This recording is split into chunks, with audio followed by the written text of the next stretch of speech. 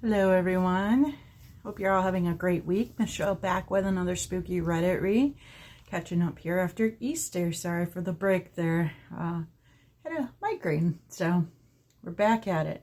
Episode 57 today is called I Bought an Old Frame from Goodwill and a year later I still can't explain the events that followed.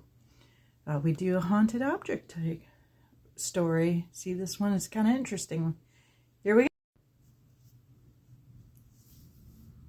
I'll say this to start off. I am an avid Goodwill shopper. Half of the furniture in my room and my closet are from Goodwill. That said, nothing like this has ever happened to me before, and in the years that it's been since this happened, I have had no experiences.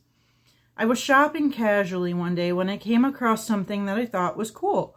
A framed pressed flower on an old-looking piece of paper with faded, elegant handwriting below it spelling out the scientific name for the flower. The picture frame looked like it had been painted over with purple nail polish and was much, much larger than the paper in a way that was eye-drawing but kind of off-center. I would have put it back down, except the flower looked like forget-me-nots, which are my all-time favorite flower. So I spent the $3 on that, as well as the $3 on a smaller, more modern-style picture frame.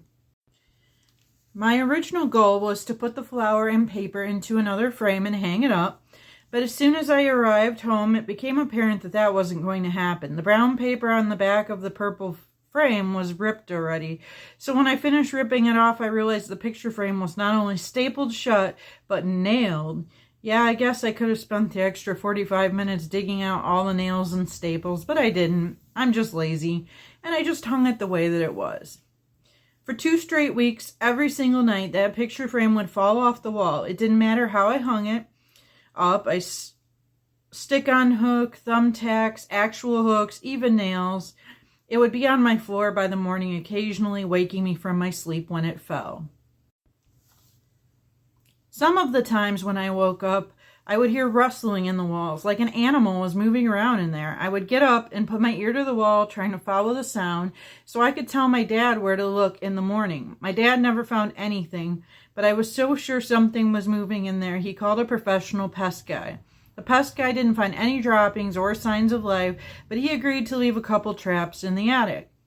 Before I explain this next part, let me lay out my room for you guys. It was a pretty big room, and considering I only had a twin bed pressed against the wall furthest from the door, despite being 5'10", the room seemed even bigger. The window was directly over my bed, and I like to sleep and keep my blinds open because I like natural light. And I'm looking at the moon when I sleep. There's also a sister bathroom attached to another identical room on the same wall as the entrance. If you go deeper into that bathroom where the toilet is, there's a door to the attic. There's a fair amount of space in there, but I only went in there when I had to because there were little tunnels and pockets of darkness that lead into the walls of the house, and it kind of creeped me out. That's where the pest guy sets the traps, and yet I would check them every morning and find nothing.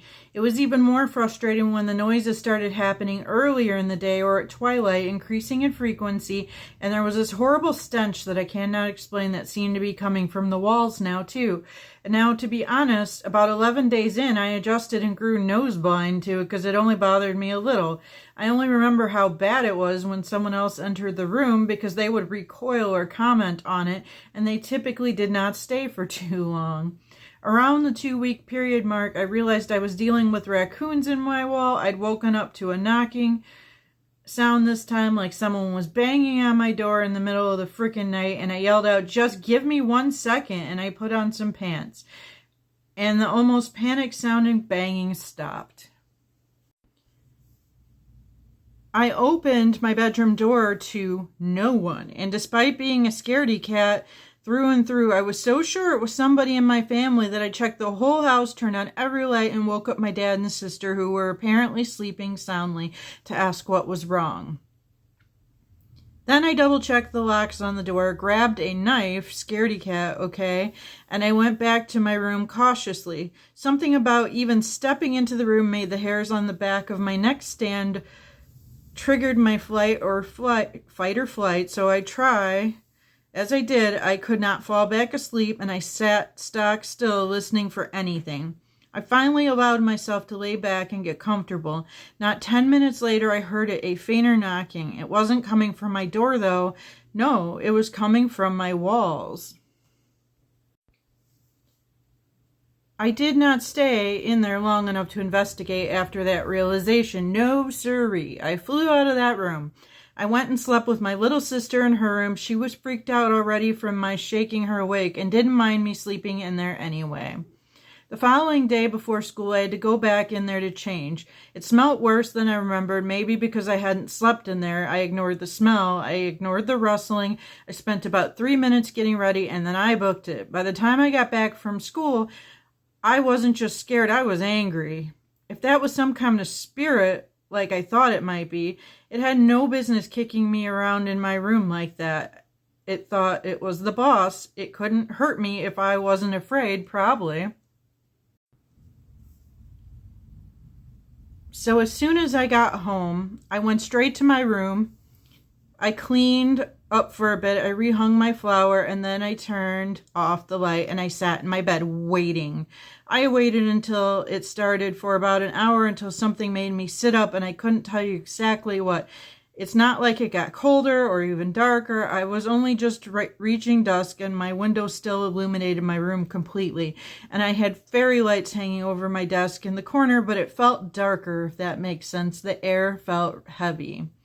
I sat up and strained my ears until I heard a faint knock, first on the wall, then a second one closer to me, and then one further away from my desk. So I did everything most stereotypical thing you can think to do, and I was like, hello? Nothing. Is there anyone there? Nothing. Even the knocking stopped. And then I did something I regret a little, because it confirmed my theory that it wasn't an animal. I said, if someone's there, turn off my lights. I pointed to the fairy lights, but didn't see anything happen at first. Then, just long enough to make me roll my eyes at myself, the fairy lights turned off. Guys, I hate to do this to you. I try to keep them to one part when I can, but this one is just too long because there's a few added on edits on the bottom I want to include. So I'm going to go ahead and cut this as part 1. And then as soon as this uploads, I will read a video for part 2 and post it. So just bear with me. Thank you. And as always, I just wanted to say thank you for those of you who constantly support my videos. Please leave comments. It helps me in the algorithms when you guys interact with me. I don't care what you write in the comments. Just say something to me. Longer comments are better. Hit the buttons. Hit that repost especially for me so other people are seeing them. And I thank you guys so much.